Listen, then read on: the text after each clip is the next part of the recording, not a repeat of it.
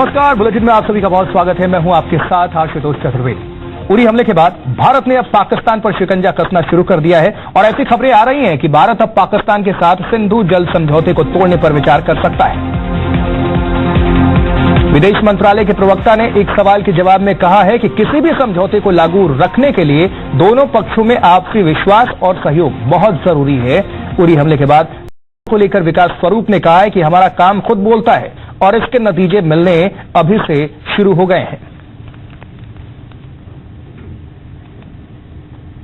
Differences between India and Pakistan on the implementation of the Indus Waters Treaty. Eventually, any cooperative arrangement requires goodwill and mutual trust on both sides. तो भारत और पाकिस्तान का जब बंटवारा हुआ था तो भारत से निकलने वाली रावी और सतलज नदियों के पानी पर भी विवाद खड़ा हो गया था। क्योंकि ये नदियां पाकिस्तान में भी बहती हैं, इसलिए इनके पानी पर पाकिस्तान ने भी दावा जताया। मामले को सुलझाने के लिए दोनों देश वर्ल्ड बैंक गए और उसकी मध्यस्थता से आपको बता दें कि भारत और पाकिस्तान के बीच 1960 में सिंधु जल समझौता हो गया और जल समझौते के मुताबिक सतलज, व्यास, रावी, सिंधु, झेलम और चेनाब नदियों के पानी के बंटवारे के लिए व्यवस्था की गई है और इस व्यवस्था के तहत सतलज, व्यास और रावी का अधिकतर पानी भारत के हिस्से में रखा गया, जबकि सिंधु, झेलम और चेनाब का अधिकतर पानी पाकिस्तान को दे दिया गया। यानी सिंधु, झेलम और चेनाब के पानी के बहाव पर भारत का नियंत्रण सीमित कर दिया गया। तो क्या कुछ प्रभाव पड़ेगा आपको बता दें। यदि भारत इस समझौते को तोड़ देता है तो इस स्थिति में पाकिस्तान को सिंधु, झेलम और चेनाब का पानी मिलना बंद हो जाएगा। इससे पाकिस्तान के एक बड़े हिस्से को सूखे का सामना करना पड़ेगा। पूर्वी और दक्षिणी पाकिस्तान में लोगों को पीने के पानी की समस्या से जूझना पड़ेगा। साथ ही सिंचाई के लिए इस इलाके में पानी की कमी हो जाएगी, यानी पाकिस्तान बैकफुट पर चला जाएगा। वहीं भारत ने पाकिस्तान को उरी अटैक को लेकर जमकर कोसा। विदेश मंत्रालय के प्रवक्ता विकास स्वरूप ने कहा है कि हमें डोजियर की जरूरत नहीं है। आतंकवाद को बढ़ावा देने में पाकिस्तान की भूमिका से पूरी दुनिया वाकिफ है। और साथ ही उन्होंने ये भी कहा कि संयुक्त राष्ट्र भी कश्मीर के मुद्दे पर दखल नहीं देना चाहता है। भारत ने दुनिया को बता दिया है कि पाकिस्तान किस तरह आतंकवाद को बढ़ावा दे रहा है और पाकिस्तान से आतंकवादियों को बढ़ावा मिल रहा है। We don't need to produce a dossier. The whole world is already aware of what Pakistan's role has been in sponsoring terrorism. Sushma Swaraj ji will of course be going to New York. She will be addressing the United Nations General Assembly on the 26th of September, and I think you'll have to wait and watch what she has to say on this subject. और पाकिस्तान की राजनीतिक पार्टियां अपने फायदे के लिए आतंकवादियों का समर्थन कर रही हैं और यह दावा पाकिस्तान के चीफ जस्टिस अनवर जहीर जमाली ने किया है। जमाली के मुताबिक आतंकी पाकिस्तान में वकीलों और जजों में अपना डर कायम रखने के लिए कोर्ट को टारगेट कर रहे थे, जो निराशाजनक है। उन्होंने आतंकवाद को बढ़ावा देने के लिए पाकिस्तान की कुछ राजनीतिक पार्टियों पर हमला बोला।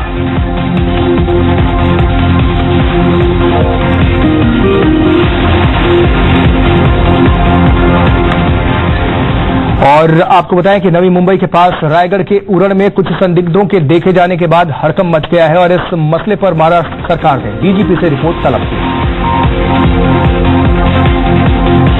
वहीं एनएसजी कमांडोज की एक टुकड़ी को भी उरण भेजा गया है। दरअसल कुछ स्कूली बच्चों ने यह दावा किया था कि उन्होंने बुर्का पहने 5 से 6 संदिग्ध देखे हैं और उनके पास हथियार भी हैं। संदिग्धों को देखे जाने की खबर के बाद नेवी फौरन हरकत में आई है और हेलीकॉप्टर्स की मदद से इन संदिग्धों की तलाश की गई। एटीएफ और लोकल पुलिस को अलर्ट कर दिया गया। महाराष्ट्र के गृह राज्य मंत्री ने बताया कि कुछ लोगों ने बुर्केधारी संदिग्धों को देखा है, जिसके बाद संदिग्धों की तलाश में कॉम्बिंग ऑपरेशन जारी है। वहीं संदिग्धों की सूचना के बाद महाराष्ट्र पुलिस ने भी अलर्ट जारी कर दिया। महाराष्ट्र के कोस्टल इलाके के सभी थानों को अलर्ट कर दिया गया। साथ ही पुलिस की टीमें नेवी के साथ सर्च ऑपरेशन में सहयोग कर रही हैं। हालांकि अभी तक संदिग्धों को ट्रेस नहीं किया जा सका है। बता दें आपको कि समुद्र तट स्तरीय सुरक्षा के घेरे में होते हैं, जिसमें लोकल पुलिस, कोस्ट गार्ड, जबकि नेवी इस सुरक्षा घेरे के सबसे महत्वपूर्ण छोर पर होती है।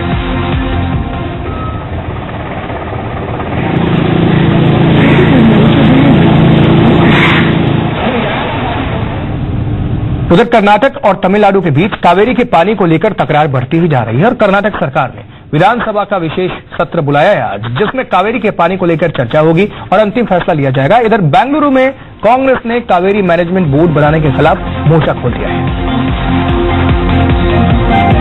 और इसके खिलाफ विरोध प्रदर्शन किया। साथ ही कांग्रेस ने इस मुद्दे पर प्रधानमंत्री के हस्तक्षेप की मांग की है और कांग्रेस नेता मल्लिकार्जुन खड़गे ने कहा है कि हमारे पास पीने और खेती के लिए पानी नहीं है। साथ ही कांग्रेस ने सुप्रीम कोर्ट के फैसले को गलत ठहराया है। दरअसल कावेरी निगरानी समिति ने कर्नाटक सरकार को आदेश दिया था कि वो 21 सितंबर से 30 सितंबर तक तमिलनाडु को रोजाना 3000 क्यूसेक पानी रिलीज करे, जबकि सुप्रीम कोर्ट ने इसमें बदलाव करते हुए 3000 की बजाय रोजाना 6000 क्यूसेक पानी रिलीज करने का आदेश दिया था। कि हमको न्याय मिलना चाहिए, जो सुप्रीम कोर्ट से हमें अन्याय हुआ है, इसीलिए हम ये चाहते हैं कि प्रधानमंत्री जी इसमें इंटरफियर करें, चारों राज्यों के मुख्यमंत्रियों को बुलाए और चर्चा करके हमारे को न्याय दे, क्योंकि हमारे पास पीने के लिए पानी नहीं है।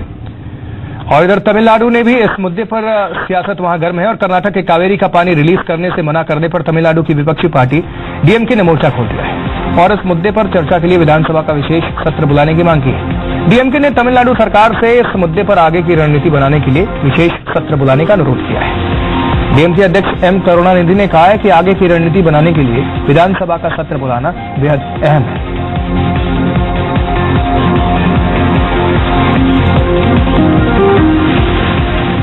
अभिनेता अमिताभ बच्चन ने सुप्रीम कोर्ट के पूर्व जज मार्कंडेय काटजू के फेसबुक पोस्ट पर जवाब दिया है। अमिताभ बच्चन ने कहा है कि काटजू ने सच लिखा है कि उनका दिमाग खाली है। दरअसल काटजू ने 17 सितंबर को फेसबुक पेज पर अमिताभ को निशाने पर लेते हुए लिखा था कि अमिताभ बच्चन का दिमाग खाली है और चूंकि अधिकतर मीडियाकर्मी उनकी तारीफ करते नहीं थकते, तो मुझे लगता है कि उनका भी दिमाग खाली है।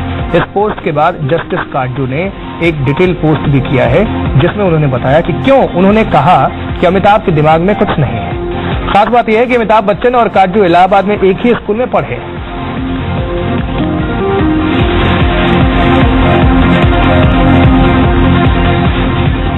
उधर दिल्ली महिला आयोग की अध्यक्ष स्वाति मालीवाल ने एक बड़ा दावा किया है और मालीवाल के मुताबिक वो दिल्ली के जीबी रोड पर होने वाले गोरख धंधे की जांच में काफी समय से जुटी हैं।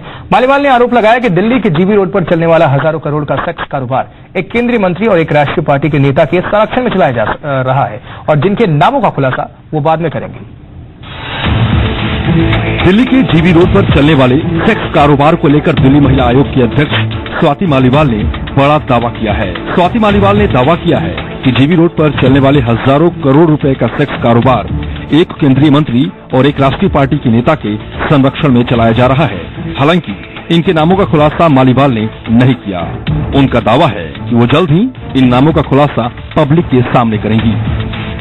अब मुझे बार बार मैसेजेस आ रहे हैं कि जीबी रोड वाली दलदल में मत पड़ो, बस इसका नाम मत लो, बाकी तुम्हें जो करना है करो, जीबी रोड का नाम मत लो, नहीं तो तुम्हारे लिए अच्छा नहीं होगा। आपको बहुत ही जल्द इस बारे में पता चलेगा।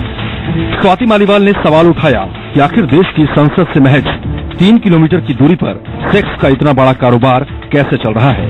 स्वाति मालीवाल ने आरोप लगाया कि उनके ऊपर जीबी रोड के मसले से दूर रहने का दबाव है और इसलिए उनके खिलाफ केस दर्ज किया गया है। मुझे बहुत ही पुख्ता संकेत मिले हैं अपनी जांच के दौरान कि केंद्रीय सरकार के एक मंत्री हैं और देश की एक प्रमुख पार्टी के दिल्ली के बड़े नेता हैं जिनके संरक्षण में ये पूरा का पूरा धंधा चल रहा है। हमने ये जानने की कोशिश करी थी कि ये कोठे किसके, कौन इन कोठों का मालिक है। अभी जांच चली रही थी और हमारे को ये संकेत मिलने शुरू हुए थे कि सडनली मेरे ऊपर एक एफआईआर दर्ज की जाती है, बिल्कुल फर्जी एफआईआर दर्ज की जाती है और अब मुझे ये संकेत दिए जा रहे हैं, मेरे को बहुत लोगों से मैसेजेस आ रहे हैं कि मुझे ये अब अरेस्ट करेंगे और एलजी के माध्यम के द्वारा ये नेता मिलकर दिल्ली महिला आयोग से मुझको निकाल देंगे। दरअसल महिला आयोग में अवैध तरीके से भर्ती के आरोप में एंटी करप्शन ब्यूरो ने स्वाति मालीवाल के खिलाफ केस दर्ज किया है।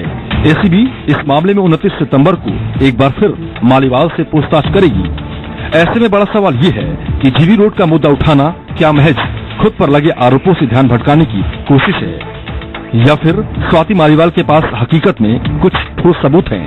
और अगर ऐसा है तो सवाल ये भी है कि स्वाति का इशारा किन नेताओं की तरफ। दिल्ली से ब्रजेश श्रीवास्तव के साथ ब्यूरो रिपोर्ट, इंडिया 24/7।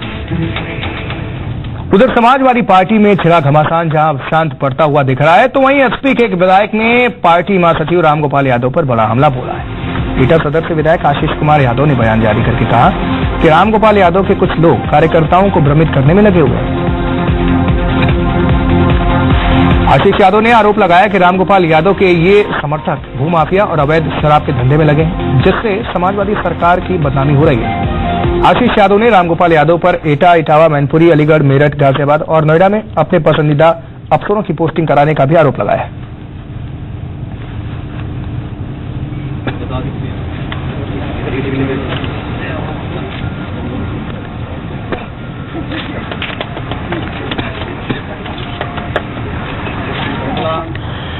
और उधर समाजवादी पार्टी के यूपी अध्यक्ष शिवपाल यादव ने 3 विधायक और 4 एसपी उम्मीदवारों को नोटिस जारी किया है। राष्ट्रीय अध्यक्ष के सामने प्रदर्शन करने की वजह से कारण बताओ नोटिस जारी किया गया है।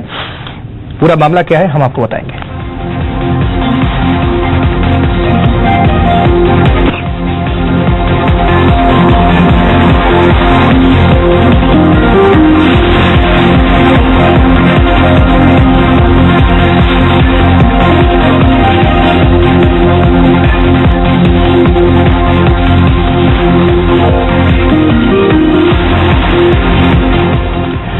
उधर बात करेंगे महाराष्ट्र में धीरे धीरे ही सही लेकिन मजबूती से खड़े हुए एक आंदोलन की, जहां महाराष्ट्र में मराठा सियासत सिर उठाने लगी है और बीते कई दिनों से सूबे भर में जारी मराठा आंदोलन अब मुंबई का रुख कर चुका है। मुंबई से सटे नवी मुंबई में बीते बुधवार को लाखों लोग मराठा आंदोलन का हिस्सा बने। अब जाहिर है इससे सरकार की नींद उड़ चुकी है। आखिर क्यों मराठा समाज को सड़कों पर उतरना पड़ा और क्यों अपनी मांगों को लेकर अपनी ताकत दिखा रहे हैं, आपको बताएंगे इस रिपोर्ट में।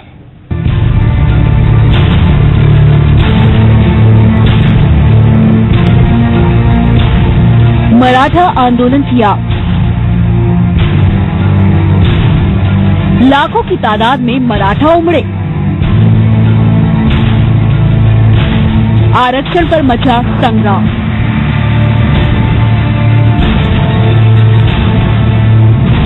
कोपर्डी रेप कांड और एट्रॉसिटी कानून के खिलाफ चुपचाप शुरू हुआ मराठा आंदोलन अब पूरे महाराष्ट्र में फैल चुका है।